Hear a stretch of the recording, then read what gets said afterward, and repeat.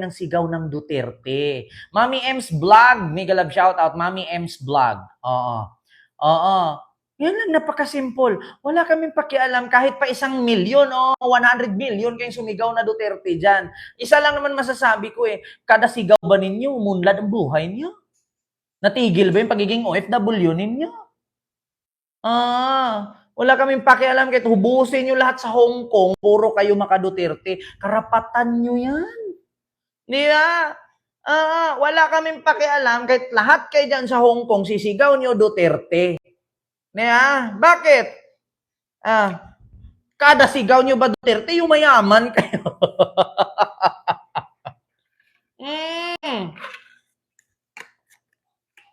Tignan natin bukas sa live. Sabi ni Free Range TV, wala kaming pakialam sa live ninyo, mag-live kayo. May live din naman kami. Di ba? Mga DDS, ang bukod tanging masabi ko lang, kung mag-live kayo bukas at isisigaw nila doon, Duterte, Duterte, hindi naman mananalo ang manok niya. Bakit? Kung talagang mananalo ang mga senador ni Duterte, wala dapat siya doon. Excuse me, PBBM kami dito sa Hong Kong, di ba? Kung talagang alam ni Duterte mananalo ang manok niya, hindi siya magpakapagod, humakbang-hakbang dyan, sasakay ng eroplano, pupunta ng Hong Kong, para itaas niya yung kamay ng mga kandidato niya. Ibig sabihin, kaya siya nagsakripisyo doon, nahihirapan na humakbang, sa lapid na dila, nanginginig na tungkod-tungkod na kasi alam niya sa sarili niya na ang manok niya tagilid. Kaya, yun ang totoo, mga kababayan. Yun ang totoo. Kung talagang, ito mga DDS dyan sa Hong Kong, kung talagang alam ninyo na panalo ang manok ni Duterte, hindi siya magsakripisyong pumunta dyan. Oy, maraming salamat, Troy66, no? Sa yung super sticker. Thank you so much. Ganun lang, ganun kasimple. Sa pagkakataong ito, i-realize ninyong mabuti, kakamping, loyalista, DDS. Sa tingin ninyo, magsakripisyo si Duterte na pupunta ng Hong Kong, nahirapan na maglakad, sa lapid na andila, hindi natin alam na baka pagtayo na doon biglang inatake sa puso at doon na matigi, kung alam niya sa sarili niya ang mga manok niya mananalo. Hindi nyo ba alam mga DDS? Ma'am Linda Lopez, hello po. Hindi nyo ba alam mga DDS? Ginagamit lang ng mga politisyan ni Digong si Digong. Dapat kay Digong nakaupo na lang yan Magbibideo call na lang yan habang nagrally sila dun sa Hong Kong, magsasalita na lang yan via Zoom. Pero anong ginawa nila? Pinipilit pa rin nila na pumunta si Digong doon, nahihirapan na nga maglakad. Di ba? Hindi nyo ba alam? Hindi nyo ba alam? Kawawa si Duterte. Kawawa yung mama. Hindi na halos makahakbang. Sa lapid na andila, nanginginig na ang kamay. Umiihi na nga sa salawal Ginagamit na lang si Duterte ng mga politisyan niyang manok. Yun ang totoo, mga DDS. Yun ang katotohanan. Yun ang totoo. Diba, hindi nyo ba alam? Ginagamit lang ng mga manok na politician si Digong para manalo sila. Kung tutuusin si Digong, doon lang dapat sa Davao nag-iikot yan Kasi doon siya tumakbong mayor. Pero bakit nagsakripisyo pang pumupunta-punta ng Hong Kong kung alam niya sa sarili niya ng panalo ang manok niya? Ramdam ni Duterte tagilid ang mga manok niya. Di ba, Ma'am Eva Walker? Ramdam ni Duterte tagilid ang mga manok niya. Ramdam ni Duterte na, sabi nga ni Bato, very challenging, mga kapuso, mga kapamilya, mga kakamping, ka-DDS, mga kaloyalista, very, very challenging, lalong-lalo na kalaban kami ng administrasyon, mahirap ipanalo.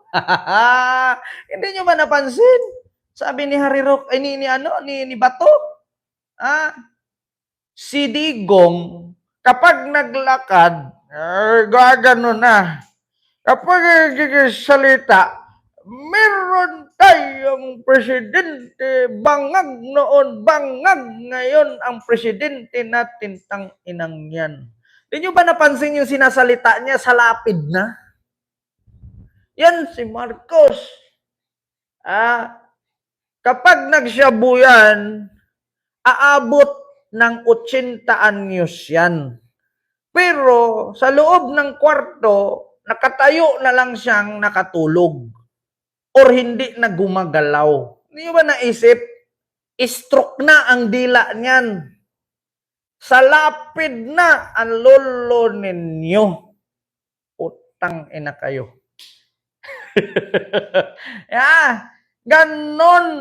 Ganon talaga ang buhay.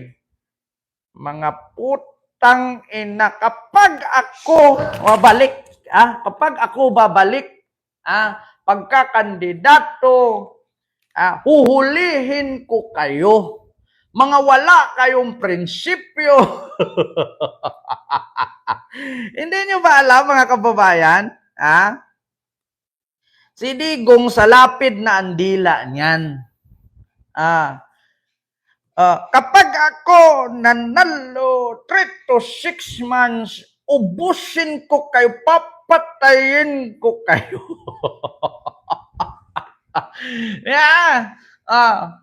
Ako, wala akong pera. 45 minutes lang Hong Kong to Macau, sabi ni Mamila. Lalo pag naka-speedboat ka. Wala akong mayor, wala akong barangay chairman. Si Aimee lang tumulong sa akin, nag-donate. Inutang daw niya yung 10 million, hindi ko alam sino inutangan niya. Yung lolo ninyo, sa lapid na ang paa, yung dila baluktot na. Hirap. Sabi nga ni BBM, iboto ninyo, alyansa sa pagbabago, 12-0. Totoo lang ito mga DDS, isipin ninyong mabuti. Si Digong ang dapat sa kanya, nagpahinga na lang yan. Matanda na yan. Hindi na nga halos mo tumitigas ang titi niyan Tapos nagawa pa pumunta ng Hong Kong, sinong nagasunod-sunod? Si Bongo na naman magpahid-pahid ng tae niyan. Ngayon, nakadayapir na nga. 2 days ang gamit. Baka naman 2 days. Promote. 2 days na ang gamit niyan. Tapos, kung alam niya sa sarili niya na ang kanyang manok, si Bato, si Bongo, si Marcoleta, si Rodriguez, si Bundok, Let Me Be, si putang inang sino yung rapist na yun na pag hindi kayo dumaan sa akin, hindi kayo mapunta sa langit. Alam niya sa sarili niya, ikaw ba naman Pilipino, kung hindi ka ba naman tanga, nakakulong ng rape, tatakbong senador, ibubuto mo pa?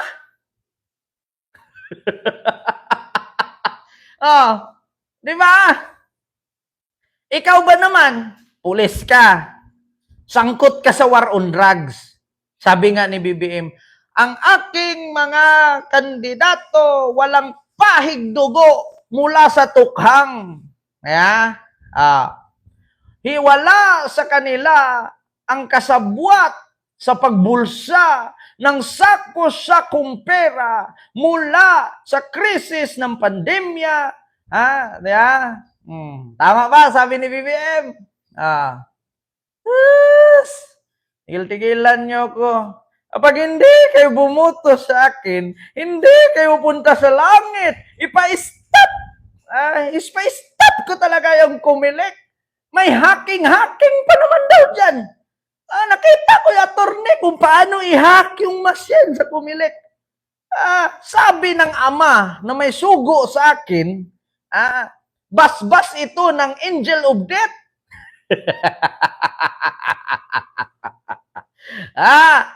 Di ba? Di ba? VM Vicent, may galab shoutout po. Mga miyembro kayo ni Satanas eh. Yung tatay ninyo si Lucifer, nakasagutan, nagdebate kami, hindi yan nanalo sa akin. Pinahinto, pina-stop ko yung lindol. Sabi ko, stop. Kaya kayo, bago kayo pumunta sa langit, dumaan kayo sa akin. Ako ang Ama, I am the appointed Son of God. My God, I hate drugs. Ma'am Amilita Iwasi, wag mong subukan. Masira ang buhay mo. Putang inang yan. Alam nyo, ang palatandaan ng addict, biglang tumutulo ang sipon. Ma'am Japilula, maraming salamat sa $300 super sticker. Thank you so much. Palatandaan ng addict, silagdamiyo sa Davao. Nagkita kami, ganun siya ng ganun. Palatandaan ng addict yan, biglang tumutulo yung sipon na hindi niya maramdaman sana all. Sipunin. Sabi ni Digong yan. Meron tayong kandidato pagka-presidente, drug addict. Merong kaibigan na taga Davao na anak ng may-ari ng banana plantation na matay dahil addict. Sabi ni Digong yan, nung tumakbo si BBM nung 2022 election. Oy, may nagpalipad. Nako,